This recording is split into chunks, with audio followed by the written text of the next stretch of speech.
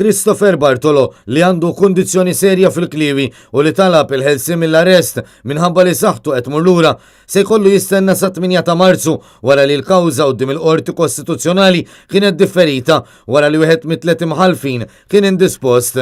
Bartolo ta' 36 sena mill-Fontana Għawdex jinsab fi ġlieda kontra l-ħin hekk kif il-kundizzjoni tiegħu qiegħda tmur lura. Min barra l-każ quddiem il-qrati, Bartolo għamel petizzjoni wkoll għall-intervent tal-President ta' Malta. F'April li għadda, Christopher Bartolo kien ikkundannat 5 snin ħabs u multat 15,000 euro wara li ammetta traffikar ta' 1,5 kg droga kannabis.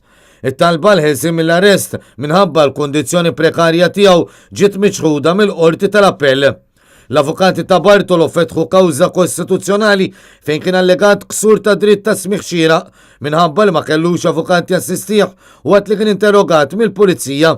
L-imħallef Jacqueline Padovani Grima sabet li kien hemm ksur ta' dan id-dritt u ordnat li bħala rimedju u seta' jbiddel it-tweġiba l-akkużi minn ħati għal mhux ħati.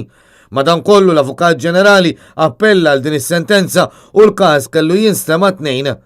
Sa dan it-tant f'Diċembru li għadda intbatet ittra lil President ta' Malta fejn talab li jingħata ħelsien mill-arrest. Madankollu sissa ma kienx hemm risposta mill-uffiċċju tal-President fejn qed jingħad li l-President Mary Louise Colejro Preca qed tistenna parir mill-Ministru tal-Ġustizzja Owen Bonnici.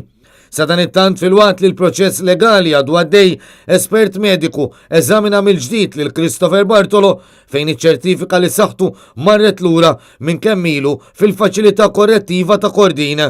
L-avukati Franco De Bono u Amadeus Kakija qed jidhru għal Bartolo.